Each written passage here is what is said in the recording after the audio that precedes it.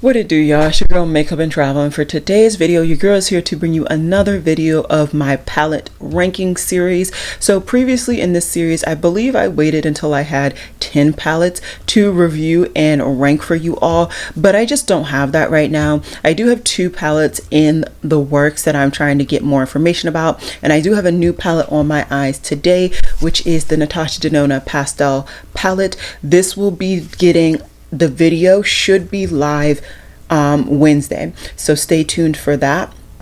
But basically, I decided I'm not going to just keep waiting until I get to 10. I have 5 right now. I would like to clear them out of that little cubby so I can add fresh new ones when I am ready to review those. So if you're ready to hear about the last 5 palettes that I tested out and I'm ready to review, then let's just get into it.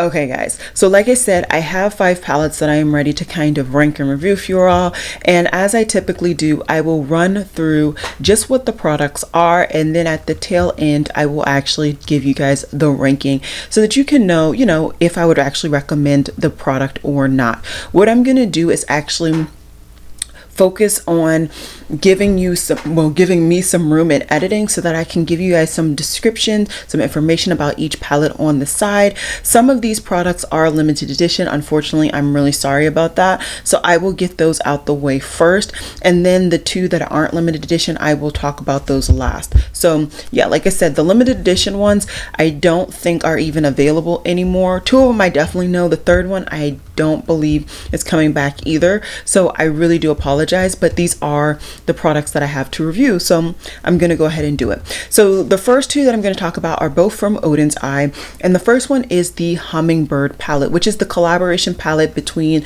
Tina or the Fancy Face and Odens Eye.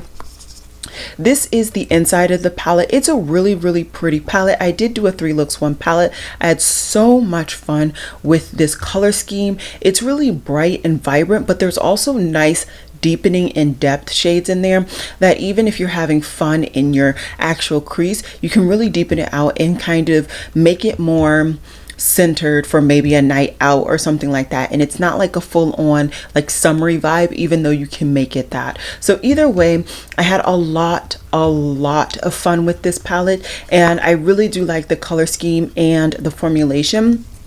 Really, there's not one shade in this that I would say is bad. What I would have loved though is if there was a green matte. I would have really loved to have a green matte in this palette, but otherwise A1. The next one is also in that same series that they came out with influencers, and this is the Giant Wolves palette in collaboration with Annette's Makeup Corner.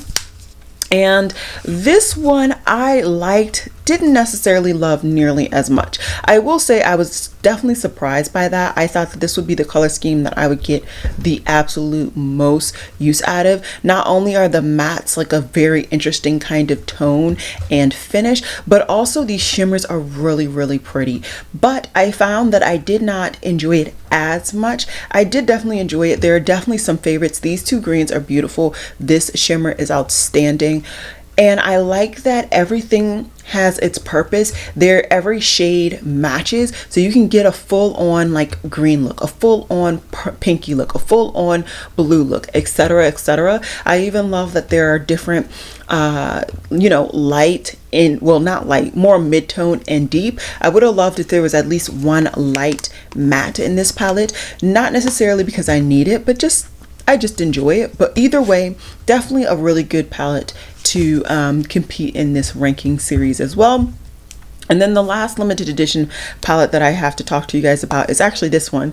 Do you remember how long ago this one was that I talked about it on my channel? So this is the Silent Night Glaminatrix Cosmetics palette. I believe this was actually the first palette that I reviewed in the year 2022, and I picked this up somewhere around Christmas. I think they launched this palette, and it took a little while to get to me because of, world events, and it's outstanding. It's really pretty. I will say that this shade and this shade, which are Baubles and Fairy Lights, I did have slight difficulties with. I think that might have been a combination of actually what I was using to prime my lids, but also the fact that I do have very oily lids. So take that into account. I think that the type of way that they formulated this shadow, it's susceptible a little bit more to oils than maybe some of these other more metallics that are thicker.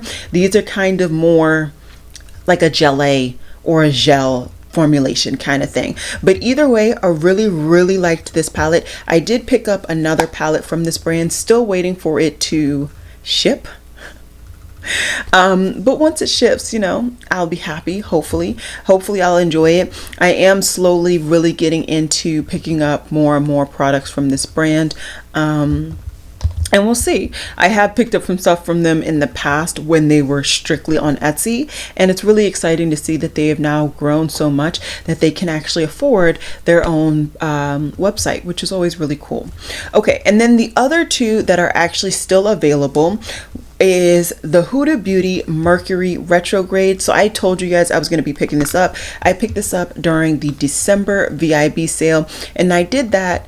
Was it during the December VIB? I picked it up somewhere in late last year, early this year, because it went on sale and I could get even more discount on it. I absolutely love the formulation of this palette. It is not unlike the formulation of the other palette that I have from this brand in this big formulation.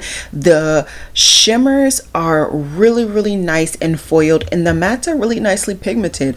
I love that there is a huge range between depth and lightness. You also get nice colorful shades. I really do like this palette. So good there.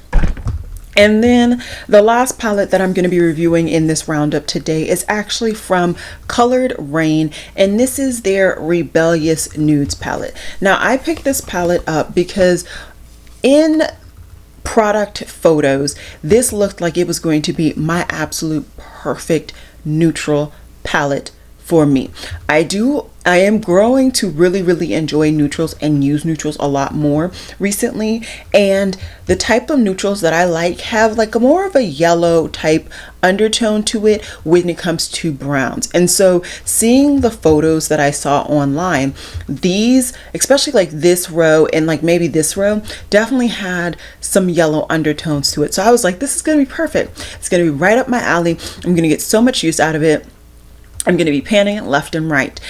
And I really don't like it. I don't like it, and it's not for the formulation. It is because these mattes do not apply to my eye true to color. So these pull extremely warm, like I'm telling you, like red orange warm. It makes absolutely no sense to me in my head. Looking at it through my eyes, I don't get it. Yeah, maybe this one should be red. I get that, okay? It makes complete sense. This is a black. It's a black.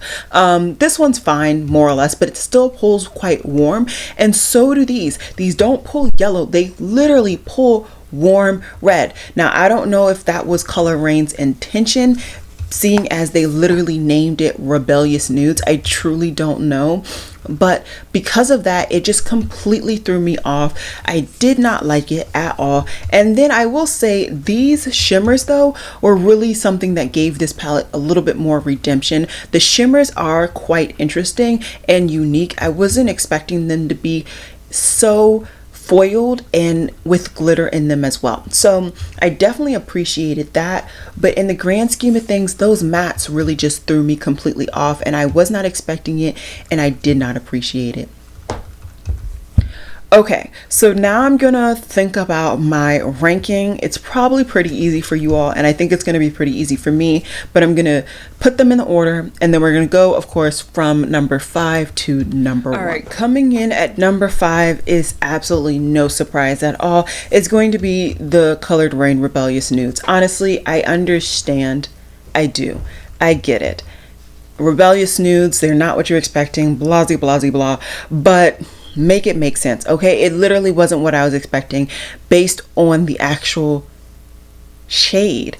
I hope that I'm able to get some use out of this in the future when maybe I am actually looking for some more orange red browns. I don't really know when that's gonna happen, but I'm gonna keep her. I'm not gonna get rid of her unilaterally. Especially, like I said, these shimmers are really pretty, but like compared to everything else, this honestly doesn't hold a candle in my head based on not really enjoying applying the products on my eyes. Like, I didn't enjoy the process of putting that on as eyeshadow, and so that had to be at the number 5 spot. Coming in at number 4 is going to be, so at this point they're all really good, and it was hard, but I had to put the Giant Wolves here. So there are some outstanding shades. There are some shades that I really enjoyed, and I actually did enjoy the looks that I created with this palette, but it just did not hold the candle that these other 3 did for me in my heart. And like, if we're thinking about how often I think I'm going to reach for this palette in the grand scheme of things, I truly don't think I'm going to reach for this over the other 3. So that's why this came in at number 4.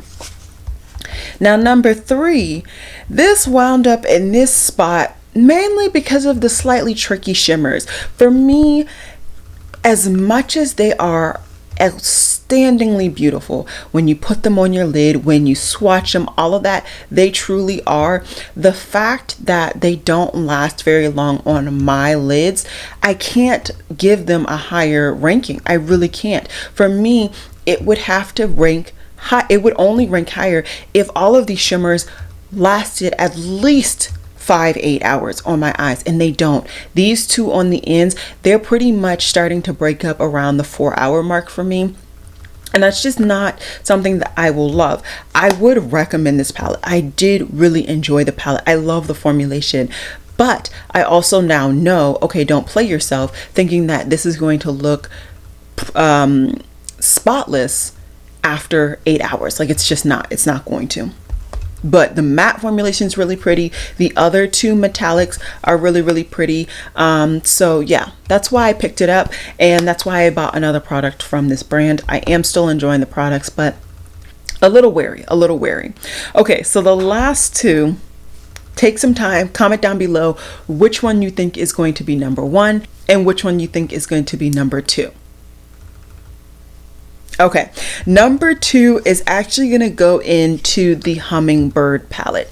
And like I said, I enjoy every shade in this palette. I think every shade has its place, its merit. I like that you can bring this not only in spring, but also in the summer. The only downside to this particular palette, like I said, is the lack of green matte. I just think if there was a green matte in here, it would just be another level for me personally. And so that's why I had to put this in number 2.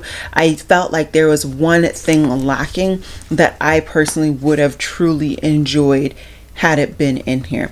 And so of course that leaves number 1 going to another Huda Beauty product. Good gracious. And this is the Huda Beauty Mercury Retrograde palette.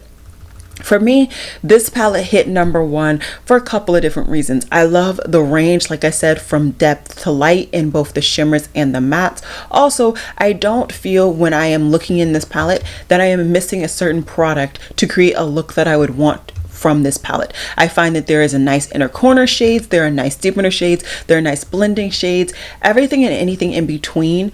When I look at this color scheme and it's what I'm looking to do, I think I have it. So for that reason, that is why this is the king of the castle, or the king of the rock, if you know that reference.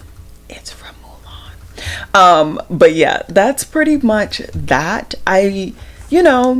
I'm happy to have these in my collection. None of these are going to be decluttered or anything like that. I'm definitely keeping them all, but it's just definitely interesting to kind of take the time to rank products that you thought were all going to be so perfect, so astounding in your collection, and then you get them and you're like, oh, or ooh, this is so much better, or whatever. So I would love to hear if there are any products that you have been picking up lately that I talked about today or have talked about in the past. What are you feeling about them? Are you loving them? Are you hating them? Do you wish you could take them back to the store? Let me know. Let your girl know. I would love to talk to you guys down in the comments. This video should be going up on Saturday. tomorrow will be my must-have Muskag, so stay tuned for that. And if I didn't mention it already, I will link down below in the description box any and all videos that I have done with these products. So I believe I've done at least one tutorial with every last product, so all of them will be linked down below, as well as I will link you to the site if the products are available. So alrighty guys, I will see you guys in my next video, like I said, which will be tomorrow. Bye.